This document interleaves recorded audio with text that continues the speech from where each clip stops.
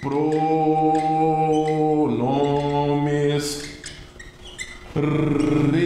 relativos. Bom, o próprio nome dos pronomes já demonstra a função dos pronomes, né, Laurinha? Pronome relativo, adivinha? Faz relação, é isso aí mesmo.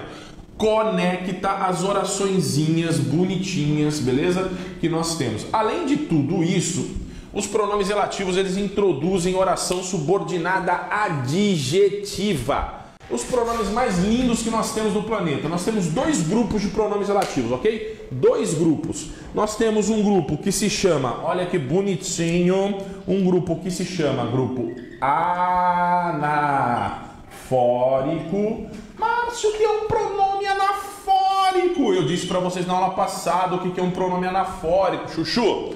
Um pronome anafórico é aquele que retoma elementos anteriores.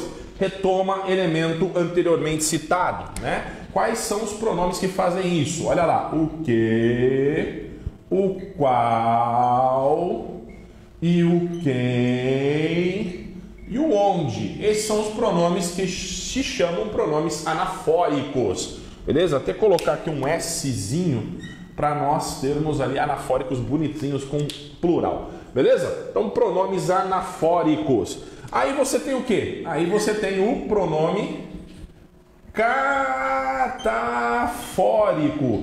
Ou seja, só tem um pronome relativo que funciona como catafórico. Catafórico, só para lembrar, é aquele pronome que anuncia, que avisa que tem coisas na frente, anuncia o que está na frente. Então, quem é ele? Ó, pronome catafórico é o nosso querido amigo cujo, beleza? Então, são esses caras aí, ó. O cujo é catafórico, o que, qual, quem e onde são anafóricos. Detalhe importante, tá, gente? Em especial, a palavra que é o pronome relativo mais comum que nós encontramos por aí, olha que bonitinho. O quezinho, ele é o cara que mais aparece por aí. Tem mais, ele tem muitas funções. Às vezes ele não é pronome relativo. Às vezes ele acontece como conjunção, às vezes ele acontece como partícula de expletivo, pronome interrogativo, o que é um monte de coisa ao mesmo tempo. Mas quando ele é pronome relativo, e como é que eu vou identificar isso? O que, quando é pronome relativo, ele pode ser trocado pela palavra qual. Aliás, todos os pronomes relativos do conjunto anafórico só são pronomes relativos mesmo se eles puderem ser trocados por qual. Então, o qual, o quem, olha lá que bonitinho, o onde. Então, a palavra qual é a nossa referência de teste, tá? Você está no meio da frase, você não sabe se o pronome que você tem na mão é um pronome relativo, o que você faz? Você tenta trocar esse cara por qual. Se der para trocar por qual, ele é um pronome relativo, beleza? O cujo não tem conversa, o cujo é isso aí mesmo, é isso aí mesmo, é mesmo isso aí, beleza? Então, bora lá. Algumas informações importantes. Então, primeira coisa que nós vamos trabalhar é o conjunto anafórico, beleza? Então, como assim, chuchu? Vamos lá, vou apagar aqui, ó, o catafórico e vamos brincar no conjunto anafórico. Então, o primeiro cara aí é o nosso bom e lindo, maravilhoso que. O nosso quezinho, ele é o cara, beleza? Ele é o cara maravilhoso, bonito, que só. Vou até puxar para cá para sobrar mais espaço para nós. Olha que bonitinho, sobrando mais espaço para nós. Então, vamos lá, ó. Seguinte, lindinho. Vamos brincar um pouquinho com os anafóricos. Vamos entender de que maneira que esses caras atuam dentro do texto. Os pronomes relativos são os caras mais importantes no que a gente chama de coesão, beleza, lindinho? Então, os caras ali são os caras mais importantes no conjunto da coesão. Por quê? Porque eles conectam elementos e isso é extremamente importante. Vou fazer duas frasezinhas aqui para vocês, ó. Eu vi o gato. Olha que bonitinho. O gato era peludo. Olha que coisa mais linda, mais fofa, mais gostosa. Eu vi o gato era peludo. Olha que bonitinho. Pegou?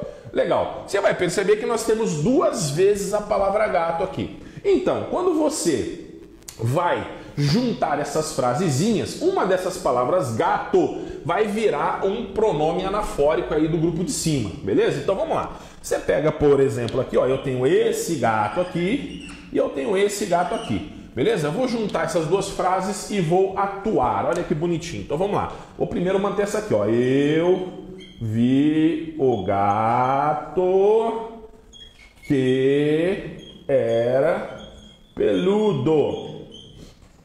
Beleza?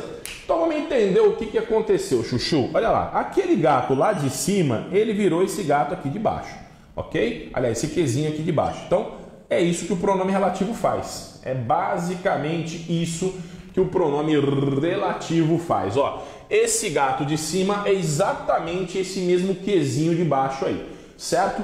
E toda vez que você encontrar a palavra que funcionando como pronome relativo, e como é que eu vou descobrir isso? Eu troco por qual para ver se é isso mesmo. Ó. Então, gato é menino, então eu ponho o, porque é gato, é menino, ó, o, qual. Se encaixar, aquilo ali é pronome relativo mesmo. Olha lá, ó. Eu vi o gato, o qual era peludo. Então, já encaixou, já saquei, já entendi. Eu vi o gato, o qual era peludo.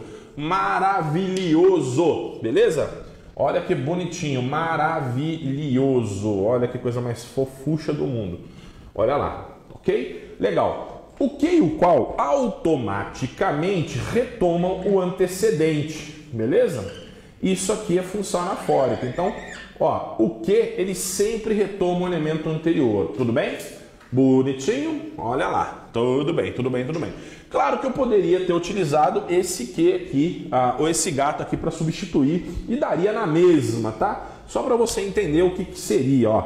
Olha lá, vou fazer uma frase dissociada aqui só para você entender, ó. O gato que vi era peludo.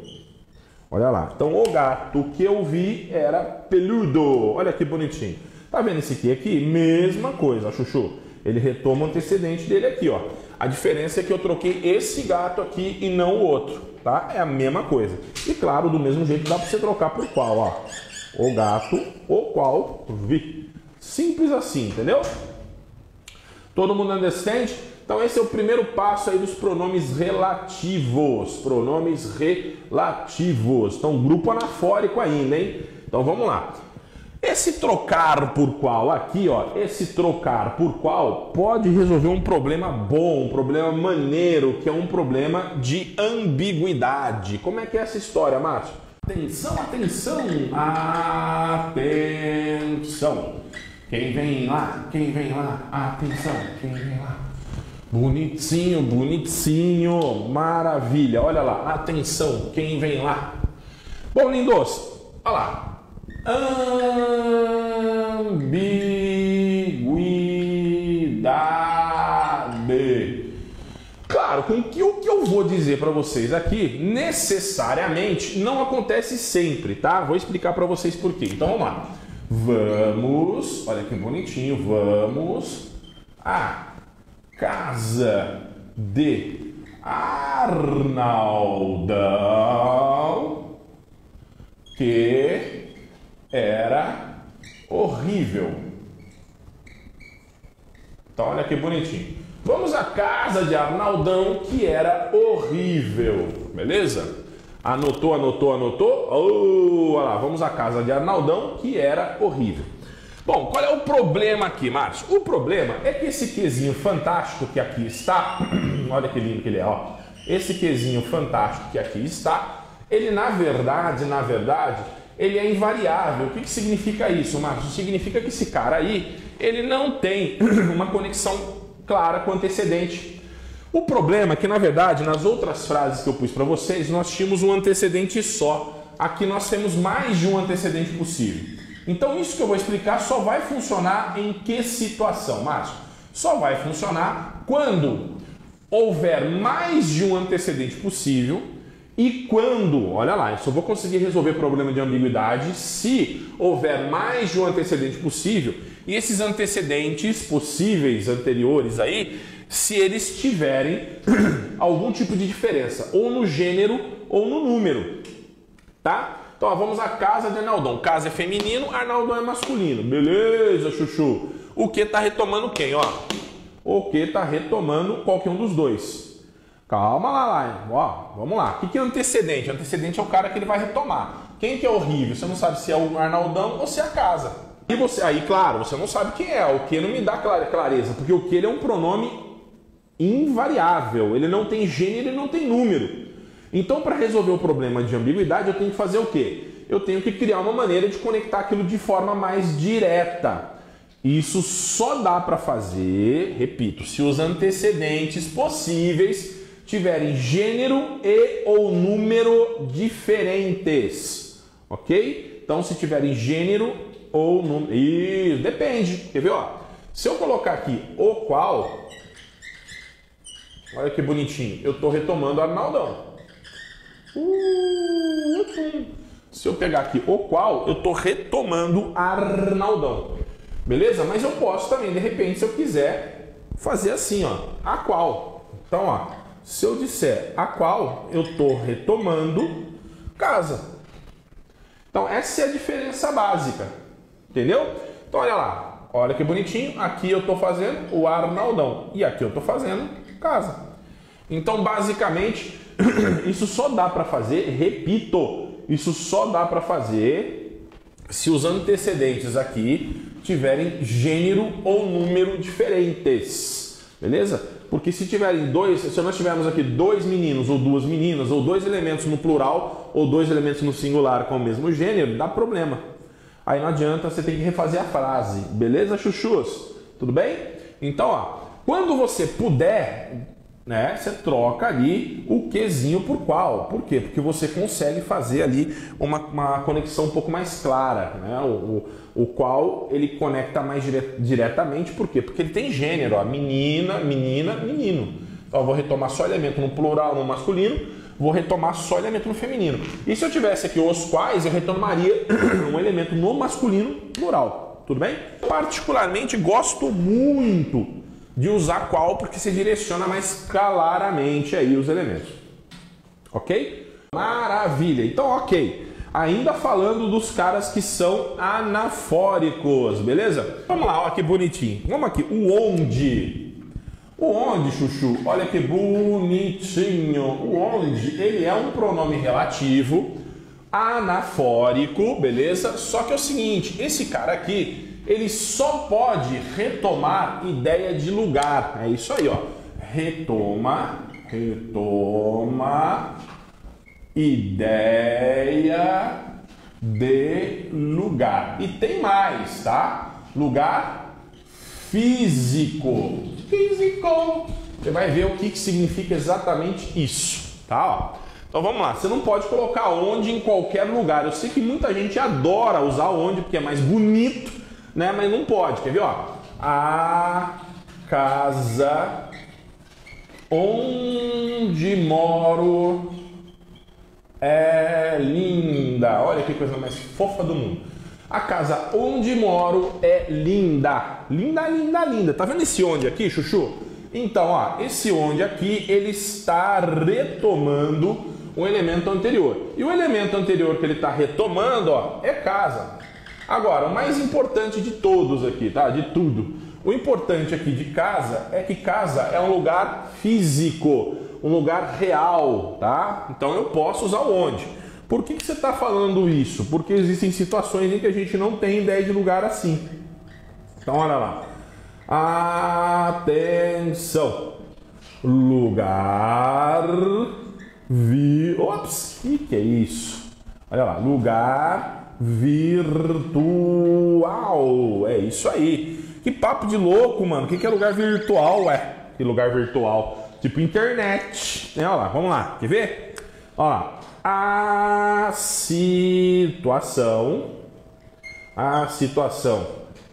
em que estou é grave. A situação em que estou é grave. Tá vendo aí, ó? Seguinte, chuchu, olha lá o situação. Situação não é uma ideia de lugar físico. Portanto, fofura, eu não posso colocar onde. Eu tenho que colocar aí, ó, o em que, porque não está retomando um lugar físico, está retomando um lugar que não é físico, a gente chama de lugar virtual. Beleza? Olha, a situação em que estou é grave. Então é isso aí. Márcio, mas e lá em cima? Eu só posso usar o onde? Ah, o aonde, Vinícius, é outro papo. Eu vou apagar essa lousa e eu explico o aonde, tá? O aonde, na verdade, ou melhor, segura um pouquinho que eu já vou mostrar para vocês onde é que entra o aonde, tá? porque senão vai misturar as estações, é na regência, mas dá para usar também. Mas ó, lá em cima dá para usar o em que? Dá para usar o em que, só não dá para usar, né, o onde aqui embaixo. Lá em cima dá para usar o em que na boa, ó. Em que, olha lá em cima dá para usar o em que. Olha que bonitinho. Ok, ok, ok. Então, retoma ideia de lugar físico, onde? Aí, o em que ele usa em qualquer lugar, em qualquer situação. Tudo bem? E claro, né, meu, não preciso nem usar o quem aqui, né? O quem ele vai usar para pessoa, né? Não tem nada a ver com lugar. Aqui, beleza, beleza, beleza? Tudo bem, tudo bem, tudo bem? Dá para usar qual? Dá para usar qual também. Como é que fica, ó? Ó, olha que bonitinho. É a porque é casa, né? A qual. Vamos ver lá, olha que bonitinho. Seria a qual. No entanto, ó o que você tem, ó. Você tem um em aqui na brincadeira. Então, em mais a, adivinha o que vai acontecer? Na. Olha que coisa fofinha, ó. Então, a casa na qual moro é linda. Então, vamos lá, gente. O cujo. Cujo. Então, ó, algumas informações importantes sobre o cujo, né? Seguinte, chuchus, coisas que o cujo, só o cujo faz para você, ó. Não, olha que bonitinho, aceita artigo. É isso mesmo que você ouviu. Ou seja, não existe cujo o, não existe cuja, e aí vai, beleza? Então, ó, não existe cujo o, nem cuja a, nem cujos os, nem cujas as. Primeira coisa que você já vai ter na cabeça aí. Beleza? Segunda coisa, olha lá. Primeira coisa aqui lá. Segunda coisa.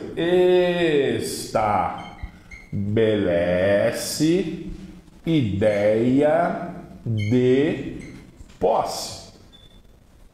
Né? Estabelece ideia de posse. Que papo é esse, chuchu? Estabelece ideia de posse. Ou seja, você já vai ver bonitinho aí, tá? Então vamos lá, quer ver?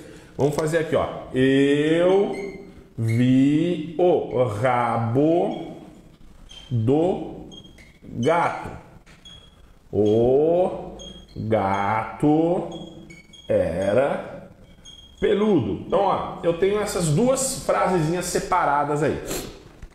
Ok? Eu vou juntar essas duas frases e o que vai virar o cujo? O cujo, para funcionar, ele tem que estabelecer uma relação de posse. Então, na verdade, o que vai virar cujo é esse pedaço aqui, ó.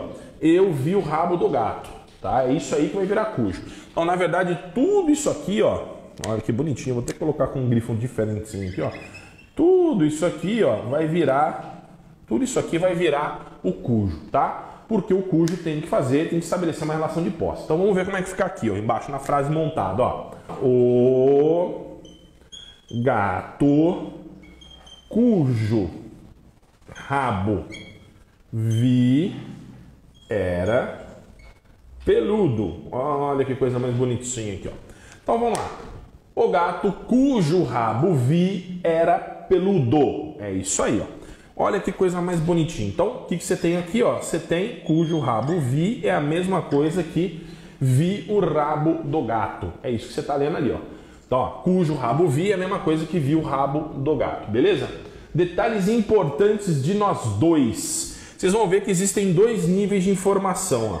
Se eu te perguntar o que eu estou falando do gato, a única coisa que eu estou falando do gato é que o gato era peludo. Essa informação que está no meio, ela está fazendo uma menção, ela está fazendo, a informação se dá a respeito do rabo do gato. Então, olha lá, eu tenho duas coisas aqui, duas informações tecnicamente separadas. O gato era peludo, primeira informação, e segunda informação, eu vi o rabo do gato. Então, aqui eu estou me referindo a rabo, aqui eu não estou me referindo a gato. São duas coisas totalmente diferentes, beleza? Por esse motivo que a galera quase não usa o cujo, belezinha? Por este motivo, quase não usa o cujo. Detalhe importante, tá, chuchus? O cujo não troca por nada por ninguém. É isso aí e isso aí mesmo. Tudo bem? Beleza, beleza, beleza? Mas o cujo, ele é inevitavelmente um pronome relativo. A diferença é que em vez de ele retomar um antecedente, ele marca quem está na frente dele ali. Tudo bem?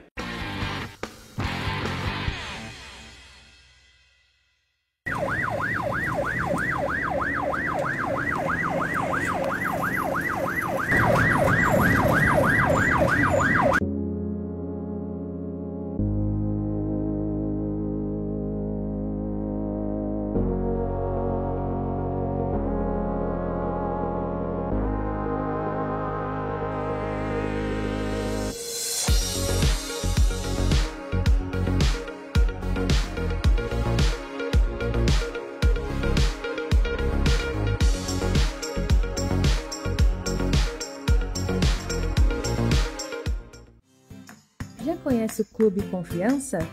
Um sistema de fidelidade de todas as unidades de postos de combustíveis e serviços da Rede Confiança em Indaiatuba.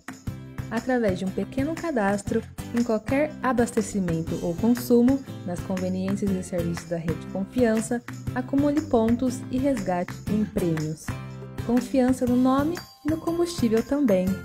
Para saber mais, confira nossas redes sociais. Fórmula percentual. O que seria a fórmula percentual?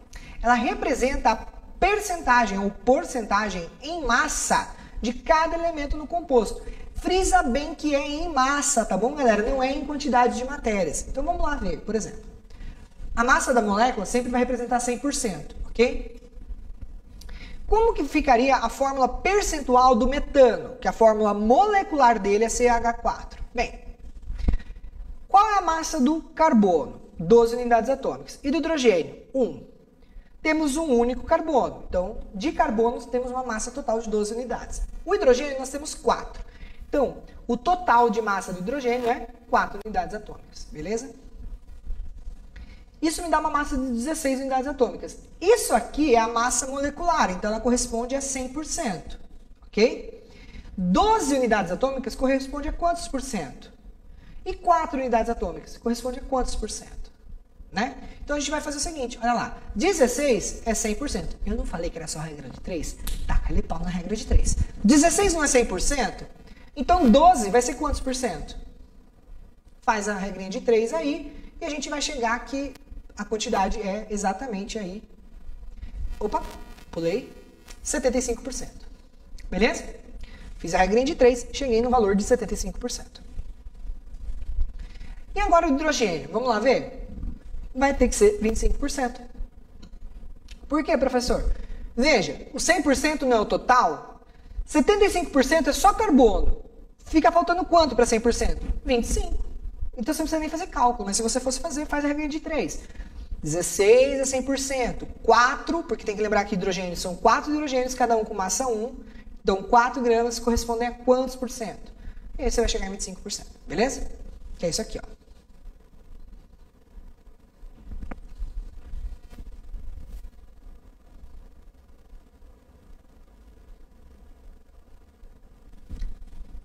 Entendeu?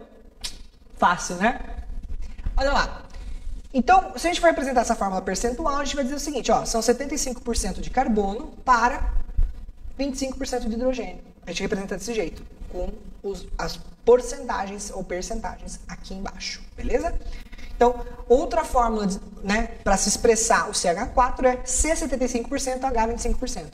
Vocês já viram isso alguma vez? Provavelmente não. Ou poucos que viram, tá? Porque é muito pouco utilizado isso. Pode ser sim utilizado, mas quase nunca. Temos outro tipo de fórmula química, que é a fórmula mínima ou dita empírica, beleza? Que é uma fórmula que vai dar os menores valores, né, inteiros de cada componente daquela molécula. Olha lá. Indica a proporção de cada elemento no composto, através dos menores valores inteiros em mol possíveis. Em mol porque em quantidade de matéria, tá? Não é mais em massa como era a porcentagem que era em massa. Percebem? Então, devemos encontrar a quantidade de matéria de cada elemento. Primeiro, tomar cada porcentagem como massa. Então, eu parto da fórmula porcentagem em massa. Dividir cada massa pela respectiva massa atômica. Dividir cada massa pelo menor resultado obtido e, se necessário, multiplicar por valor adequado. Vamos fazendo por partes? Então, olha lá. Determine a fórmula mínima do N 35%, H 5%, O 60%. Se porcentagem é maior do que devia. Então, tomar cada porcentagem como se fosse uma massa. Então, como se eu falasse que eu tenho, olha, 35 gramas de nitrogênio, tenho 5 gramas de hidrogênio e 60 gramas de oxigênio. Né? Beleza. Eu divido cada uma dessas massas pela respectiva massa atômica. Ou seja, eu vou pegar 35 do nitrogênio e dividir por 14, porque a massa atômica do carbono do nitrogênio, desculpa, é 14. Do hidrogênio é 1, do oxigênio é 16. Fazendo essa divisão, eu obtenho 2,5 para o nitrogênio, 5 para o hidrogênio e 3,75 para o oxigênio. É mais ou menos como se estivesse falando assim, olha, para essas porcentagens, eu tenho que ter 2,5 mol de nitrogênio, 5 mol de hidrogênio e 3,75 mol de oxigênio. Aí eu vou fazer o quê? Eu vou pegar e dividir cada valor pelo menor resultado obtido. No caso aqui é 2,5. Então eu vou dividir isso por 2,5, isso por 2,5, isso por 2,5. Então, 2,5 por 2,5, 2,5, 5 por 2,5, 3,5 por 2,5. O primeiro resultado vai me dar 1, certo? Porque a ideia é sempre você tentar pegar pelo menos um deles, seja um inteiro, tá? Se não der, depois a gente vai fazer a multiplicação por um número maior para sumir com as vírgulas. 5 por 2,5 vai me dar 2 e 3,5 por 2,5 me dá 1,5. Veja, se não fosse por esse caso, vamos supor que eu não tivesse oxigênio na estrutura, eu poderia parar aqui e falar que eu tenho 1 de nitrogênio para 2 de hidrogênio. Porém, eu tenho oxigênio e o oxigênio me deu um número com vírgula. Como na fórmula mínima eu tenho que representar números com números inteiros, eu tenho que multiplicar agora, né, se necessário, multiplicar por um valor adequado para chegar ao número inteiro. Então, como que eu faço para chegar no número inteiro aqui? Bem, 1,5 eu posso multiplicar pelo menor número possível que eu posso multiplicar para ficar inteiro. Seria por 2, né? Então, eu multiplico tudo por 2, porque o que eu fizer para um, eu tenho que fazer para os outros, para poder chegar no número inteiro, todos eles sendo números inteiros. Então, 1 vezes 2 vai me dar 2, 2 vezes 2 vai me dar 4, e 1,5 vezes 2 vai me dar 3. Então, olha só, então quer dizer que eu tenho 2 hidrogênios para 4 hidrogênios e para 3 oxigênios. Então, a fórmula mínima dessa estrutura é N2H4O3, tá? Veja, a fórmula mínima representa a quantidade dos átomos na molécula como ela está na natureza? Não. Isso aqui é a representação mínima. Pode ser que seja N, por exemplo, N4H8O6, a fórmula molecular exata. Ou seja, como ela se apresenta na natureza. Beleza? Então tem que tomar cuidado, que a fórmula mínima não representa a quantidade dos átomos na molécula como ela está presente na natureza. Beleza? Então vamos lá. Essa é a fórmula mínima. Agora a gente tem que falar da fórmula molecular. Ela é a mais interessante para a gente, porque ela vai nos dizer as razões exatas, as quantidades exatas de cada átomo, de cada elemento na minha molécula, como ela se apresenta na natureza mesmo. Beleza? Então, olha lá, o que é a fórmula molecular? Ela indica o número de átomos de cada elemento na substância. Né? Então, representa também a quantidade de matéria de cada elemento por mol de substância. Por exemplo, H2O. H2O, eu estou dizendo, são 2 átomos de hidrogênio para 1 átomo de oxigênio. Porque a molécula de água é assim, certo? Na natureza, toda molécula de água ela vai se comportar dessa forma. Vai ter 1 átomo de oxigênio para 2 de hidrogênio. Então, essa é a fórmula molecular da água. Como que eu determino a fórmula molecular? Primeiro, determinar a massa da fórmula mínima, né? E depois pegar essa massa, né, da fórmula mínima, multiplicar por um x para obter a massa molecular. Enfim, vamos fazer, que é mais fácil, em vez de ficar falando aqui? Olha só. Exemplo. Um composto apresenta a fórmula mínima CH2.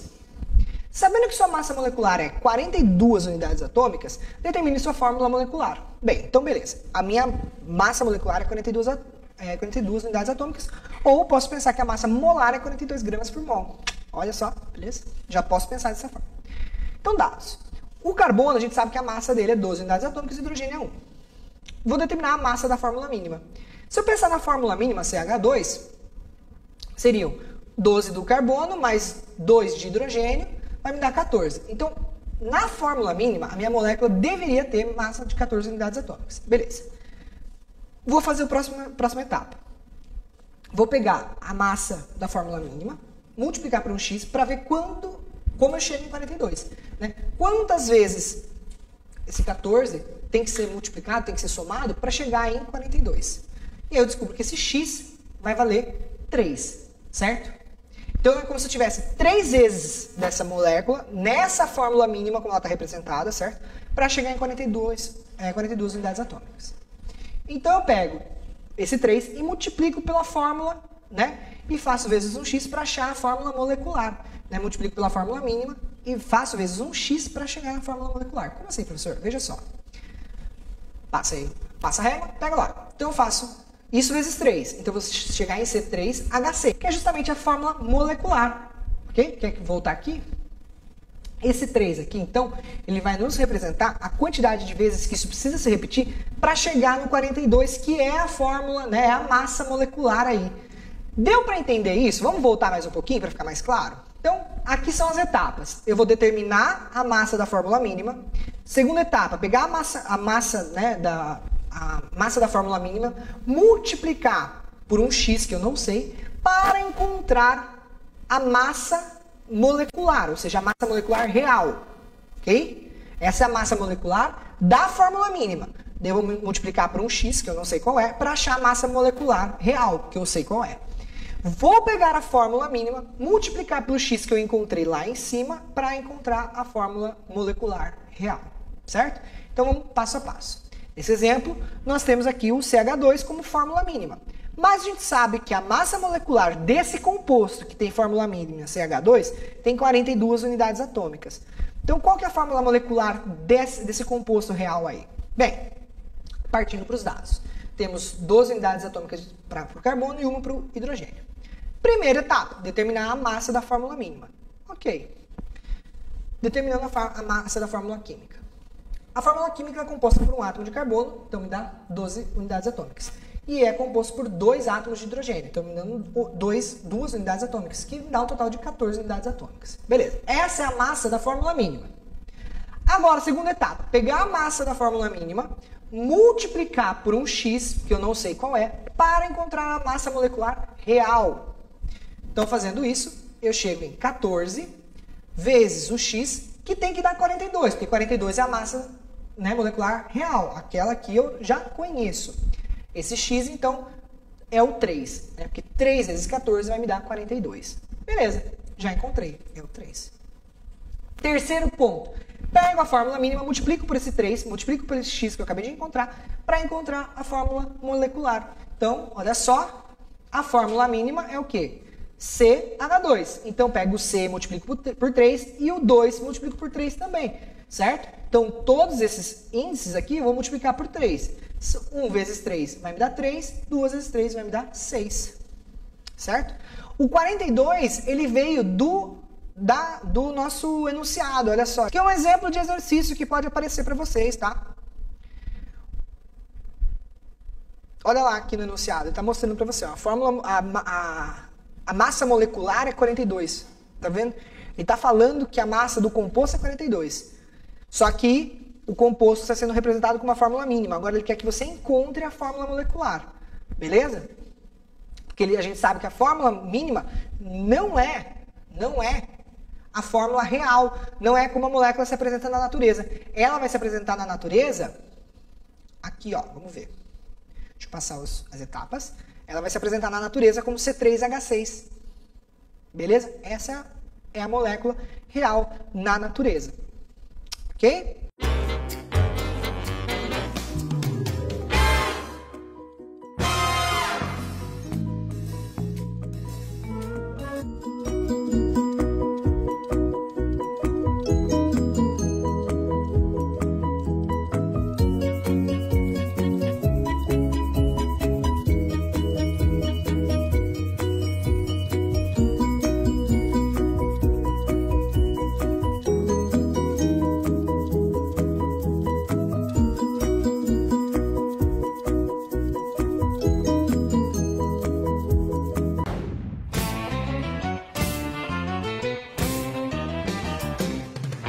No Pesqueiro 3T, você encontra pratos deliciosos aliados a um ambiente muito agradável e descontraído.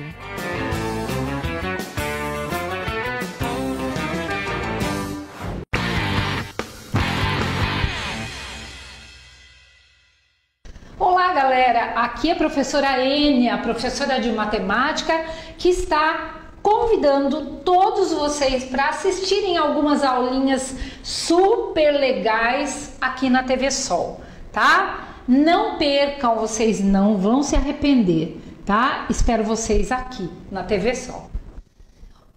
Agora, eu estou aqui com vocês para falar sobre a utilidade do MMC e do MDC. Bom, só lembrando, MMC, mínimo múltiplo comum, MDC, máximo divisor comum. Então, eu tenho dois problemas aqui que eu acho super importantes para vocês entenderem a diferença entre quando eu estou precisando calcular naquele problema um divisor comum ou um múltiplo comum, tá?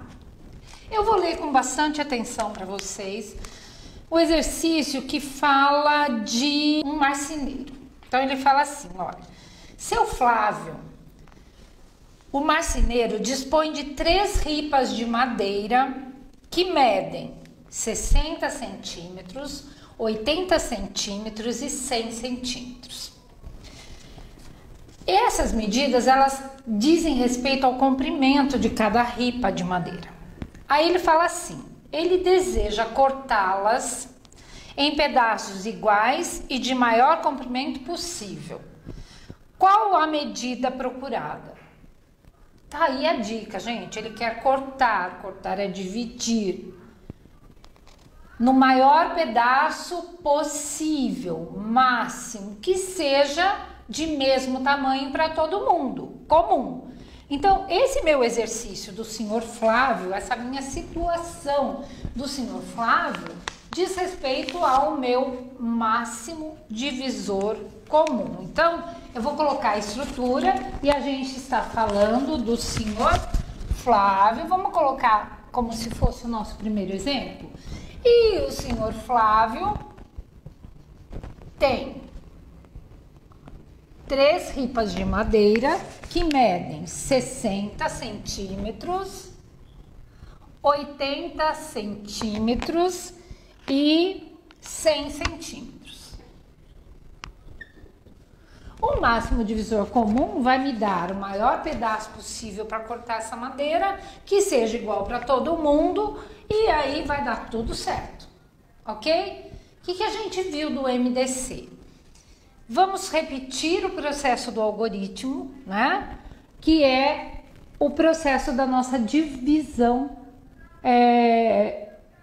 sucessiva. Vamos falar assim, sucessiva por quê? Porque eu termino uma e começo a outra, termino uma, começo a outra até que o resto dê 0.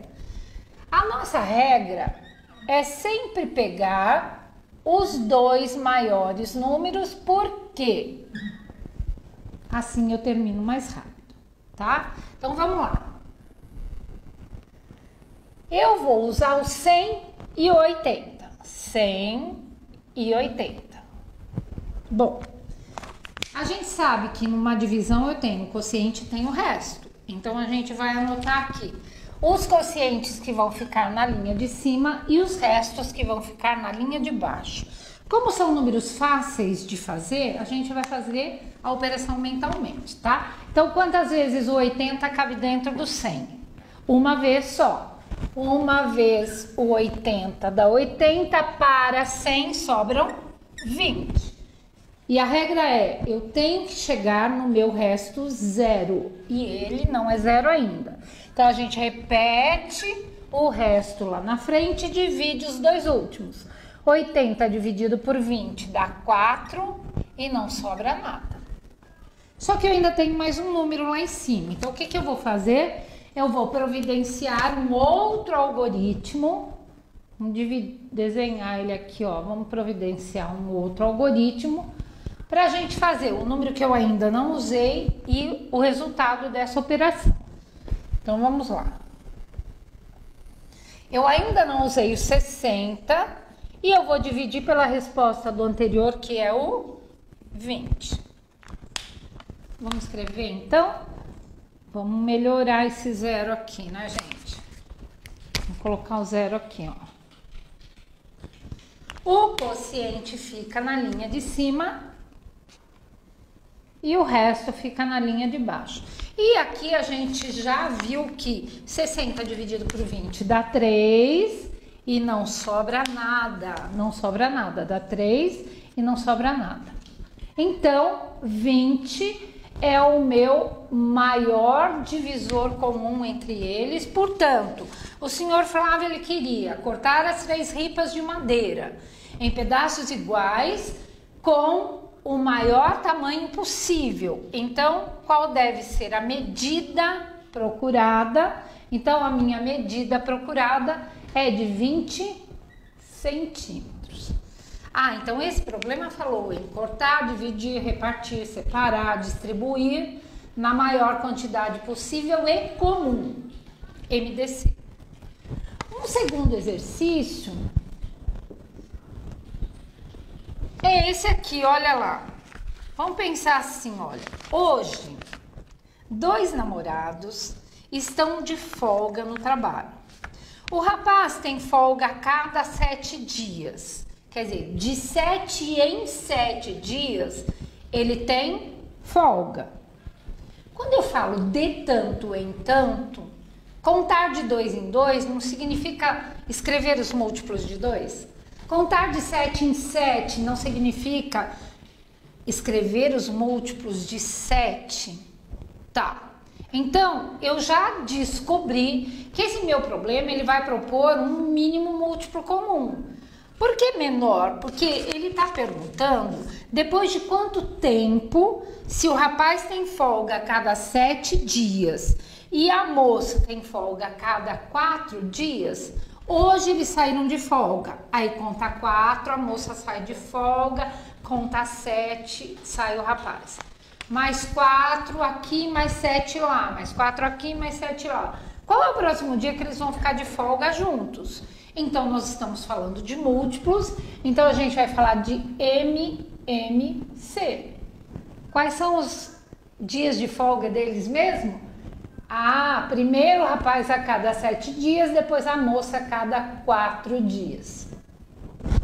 Então, se eu quero o próximo, eu vou fazer MMC.